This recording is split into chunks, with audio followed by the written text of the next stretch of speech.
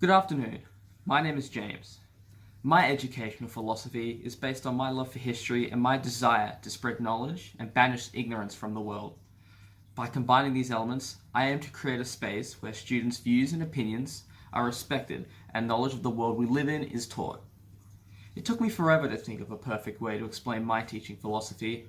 Then I realized the only way to explain it is to incorporate my interests and incorporate that into my philosophy.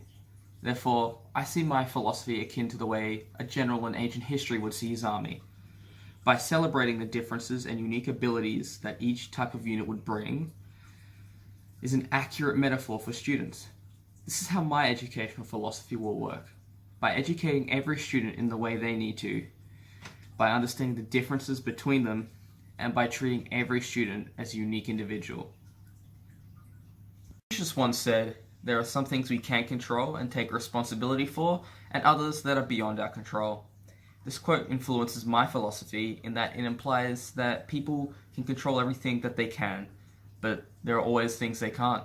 And as teachers, we can choose to see a student as face value, or we can see through the stereotypes and be able to help students with things that are beyond their control but are in ours.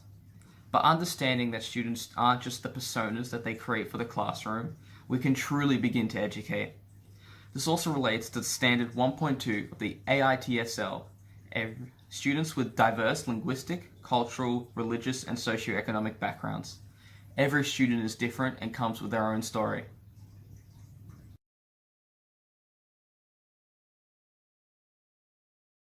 Another great philosopher that influences me and the way I want to teach is Gandhi.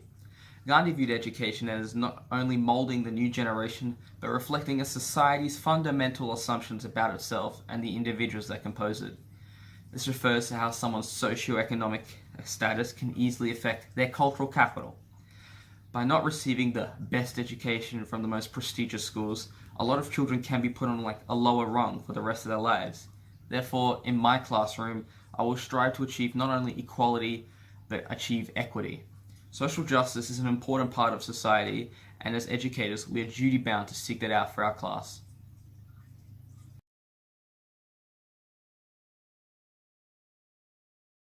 The third philosopher that comes to mind when thinking about my educational philosophy is the philosophy of Nell Noddings. Nell Noddings believes that students should live in a home that has at least adequate material resources and attentive love, and secondly, that schools should include education for home life in their curriculum.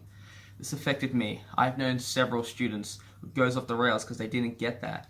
By accepting and loving students for who they are, regardless of their choices, is the best thing that we, as teachers, can do for them.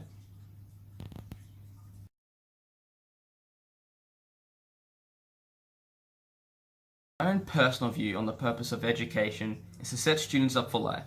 As teachers, we are the guiding point in our students' lives.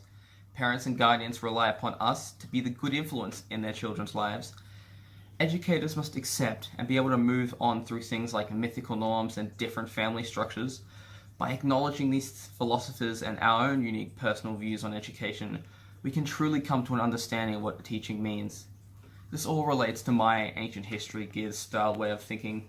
As a teacher, we are akin to the leaders of the ancient world. By equipping children with the right weapons for success and training them to see the truth and not one distorted by stereotypes and mythical norms, they are ready to be successful members of society. By giving them the knowledge and skill sets that they will use, they will be able to be a successful unit ready to take on tomorrow.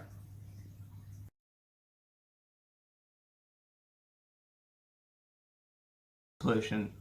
Our educational philosophies may be different. We may all use different ways of expressing ourselves, and we most certainly all have different ways of teaching. But when we all experience that same joy, when we teach someone to do something for the first time, or when we see someone doing something with that knowledge and making the world a better place with it.